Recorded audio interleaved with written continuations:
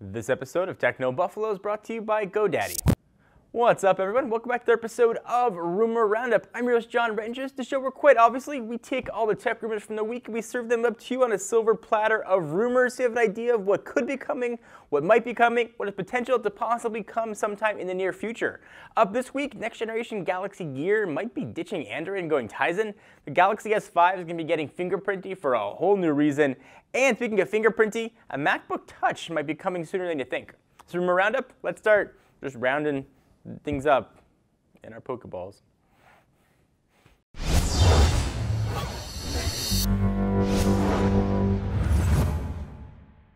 Google has allegedly been cracking down on Samsung and its heavily modified version of Android. Can't even call it a skin anymore, it's a whole different version.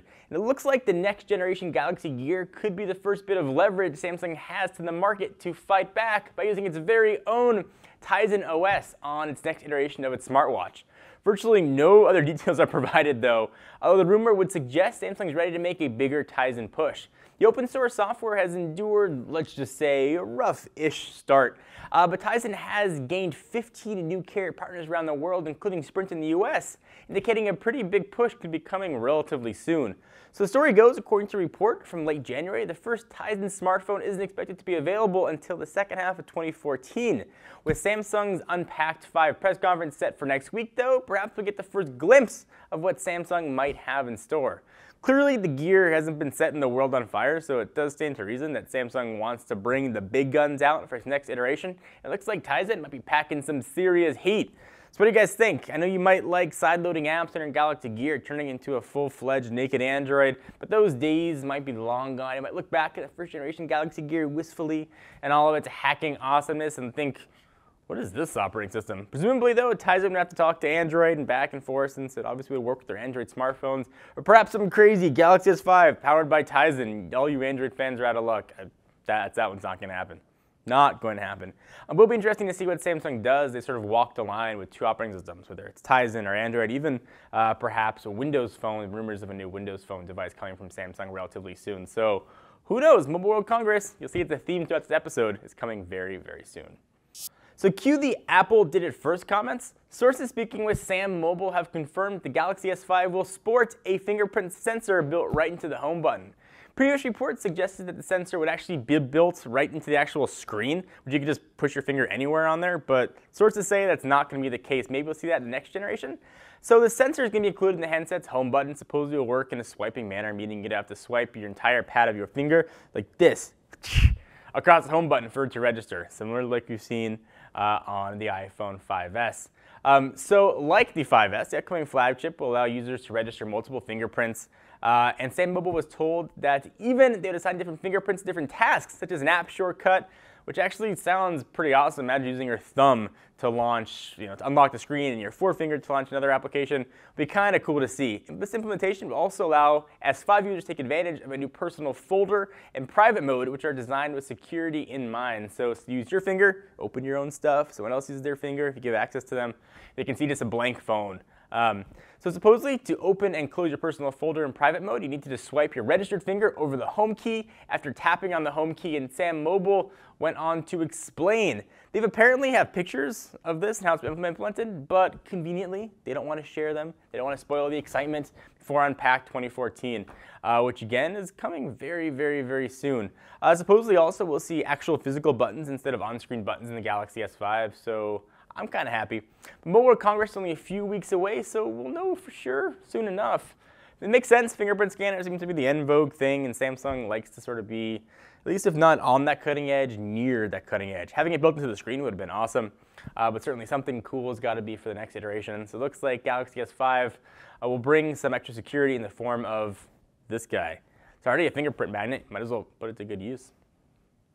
Apple has so far been pretty reluctant to add any touch-based panel to its MacBook line or MacBook Pro, and instead relies on the super heavily multi-touch trackpad that supports gesture controls for different functions. But, and bear with me, what if you're able to interact with computers to execute different commands like launching an app, controlling your media, and really anything else you could do with your computer?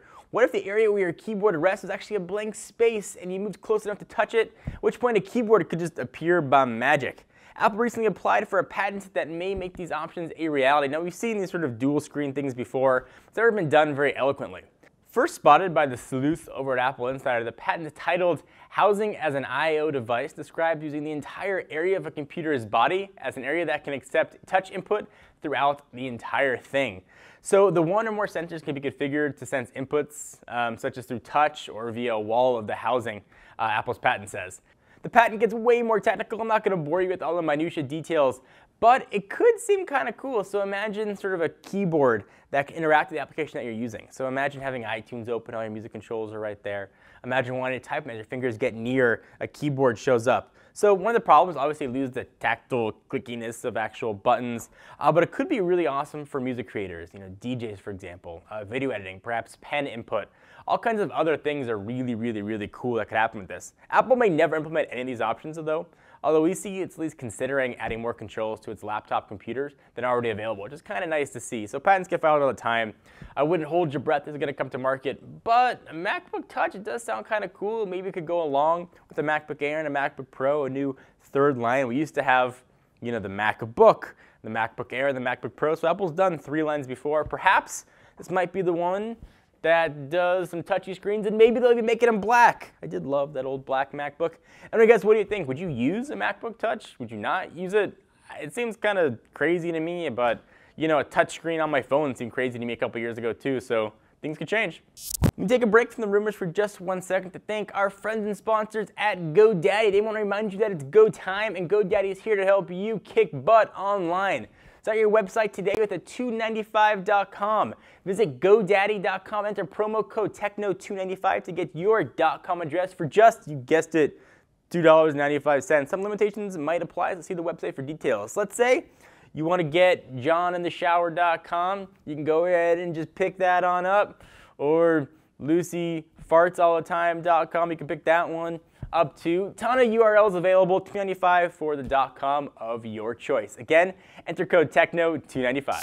So what do you guys think? Galaxy Gear running Tizen, a fingerprint sensor on the Galaxy S5, and crazy touchscreens on a MacBook. These are some pretty fun rumors to discuss. I'll take your thoughts on it. Leave the comments right down here where Lucy's laying, although you can't see her right now. Thank you guys for watching. Hope you enjoyed. Please give the video a thumbs up if you wish. We always appreciate it. Until next time, I am John Rettinger. See you next video.